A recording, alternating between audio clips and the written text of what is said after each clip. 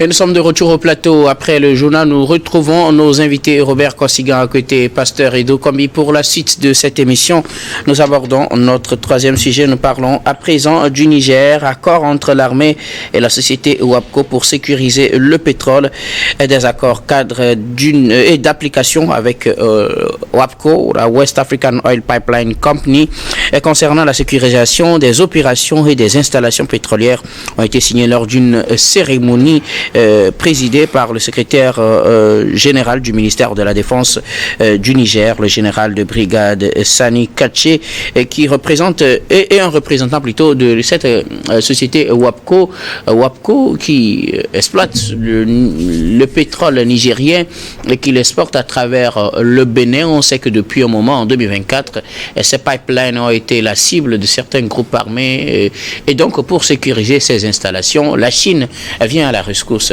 du Niger à travers des drones de surveillance et aussi un appui de l'armée nigérienne pour sécuriser ces installations pétrolières pour éviter que les bandits ou les groupes armés ne s'attaquent à ce théologique qui est long de près de 2000 km entre le Niger et le Bénin. Je commence par vous, Robert Kosigan. À côté, les pipelines sont attaqués, WAPCO et le Niger s'unissent pour les sécuriser.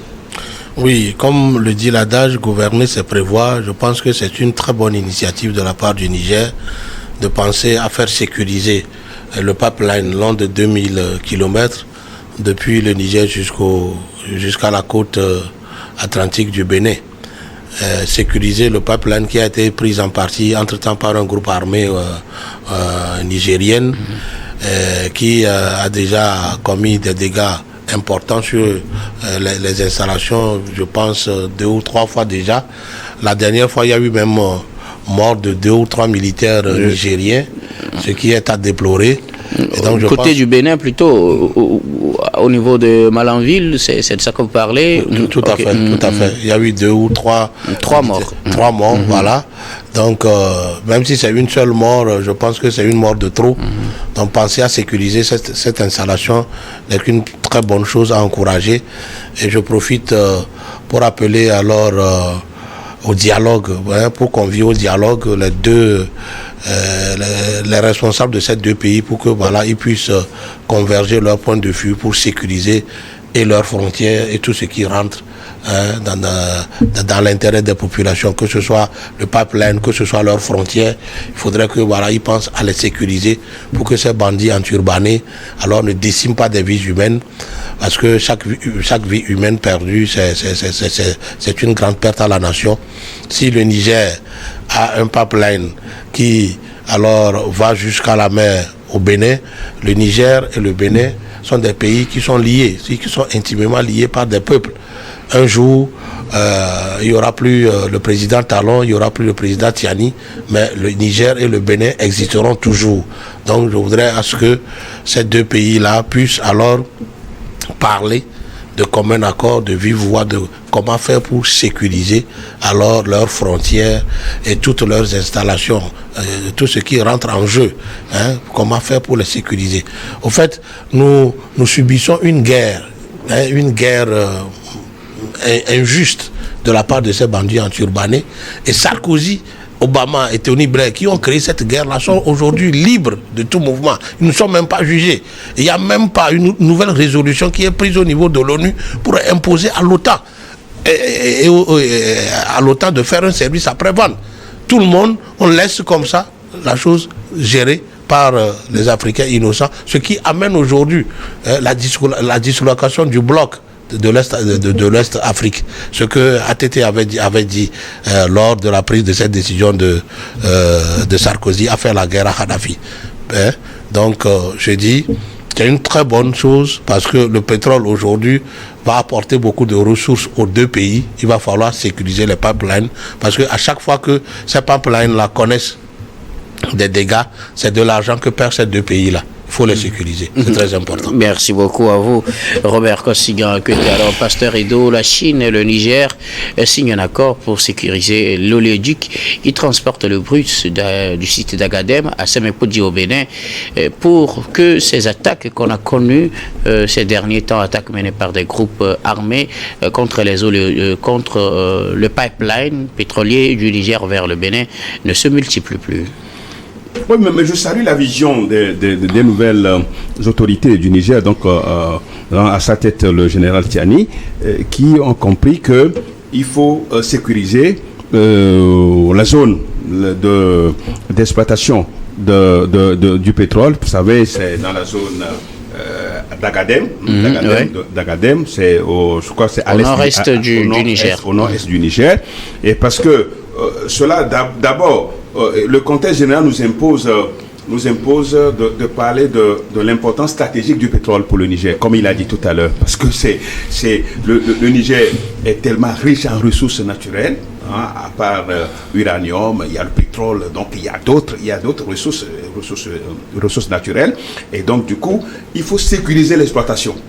Et quand on sait que depuis 2003, cet oléoduc-là, de 2000 km qui traverse du Niger donc au Bénin, et cela permet donc d'exploiter avec souveraineté les richesses naturelles du Niger. Et du coup, l'exploitation du pétrole vers d'autres marchés internationaux il faut d'abord sécuriser pour que les djihadistes, les mouvements djihadistes, que ce soit les Boko Haram, que ce soit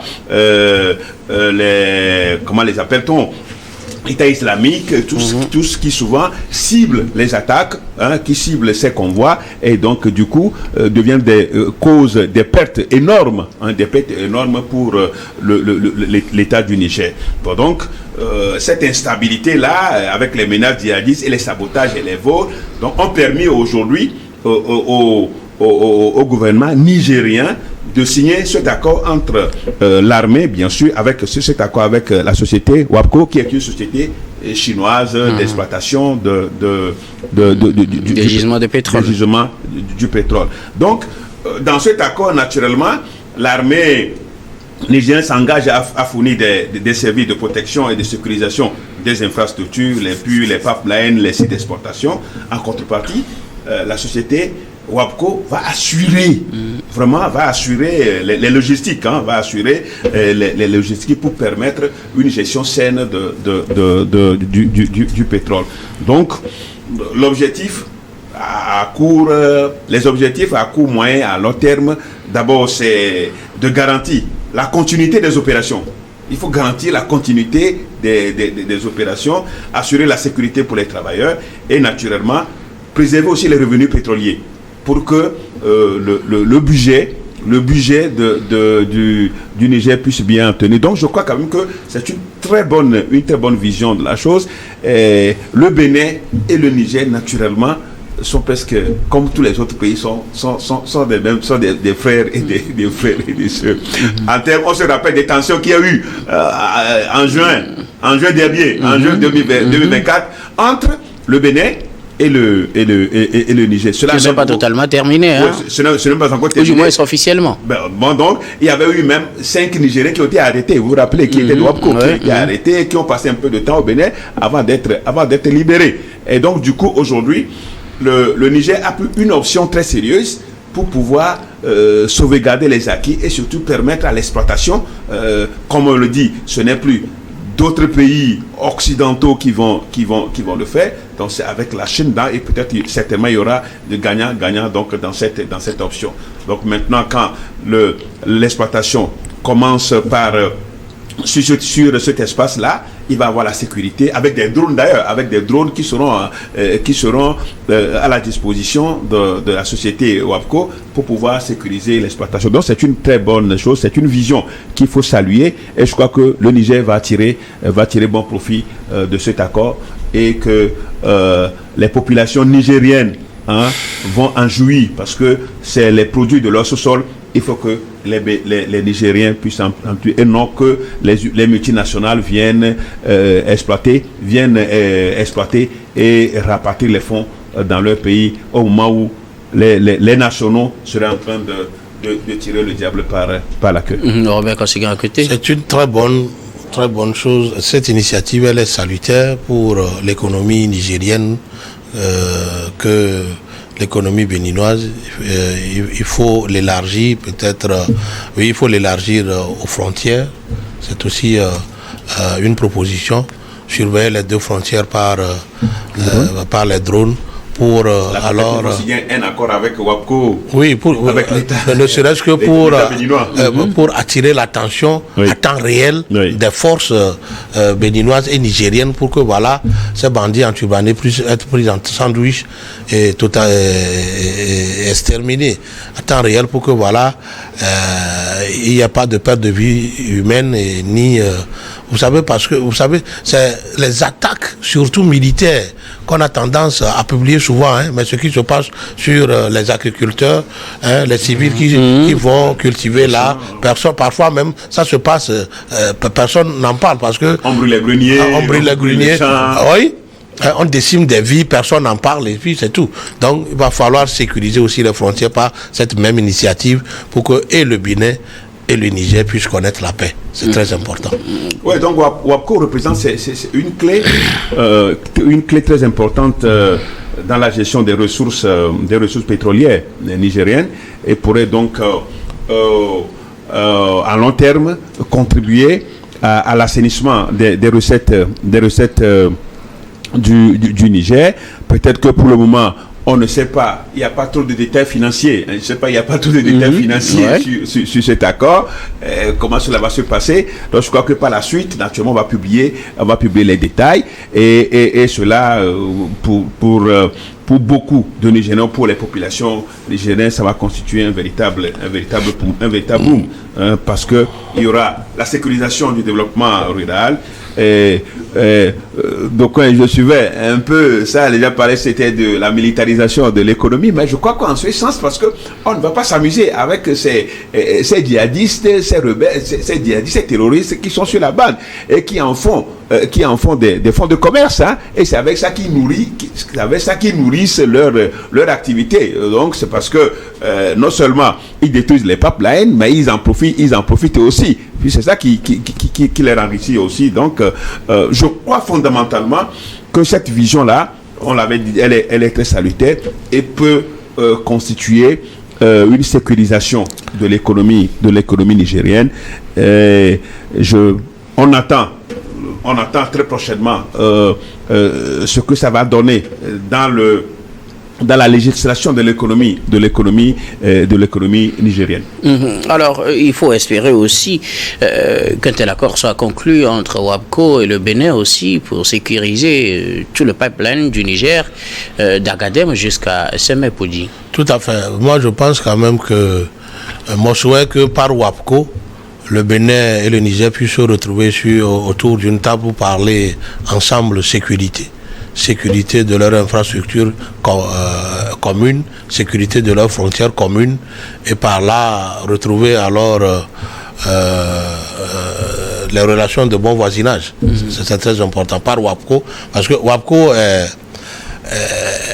l'entreprise qui travaille et avec le Bénin et avec le Niger.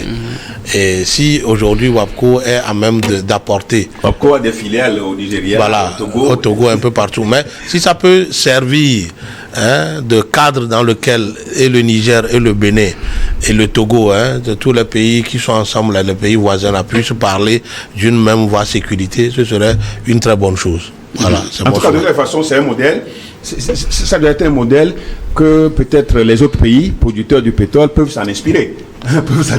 Dans l'espace au niveau de la région. Pour ce qui concerne subsaharienne. Voilà, pour ce qui concerne les chiffres issus des ventes de pétrole, je pense quand même qu'il y a le ministère des Finances, le ministère des Mines des deux pays qui s'en chargent et savent ce qu'il faut faire avec ces fonds. Au bonheur des populations. Merci beaucoup à vous tous pour vos contributions. Nous allons marquer une nouvelle pause, puis on reviendra tout à l'heure pour la dernière partie de cette émission. Dernière partie que nous allons bien évidemment consacrer au Togo.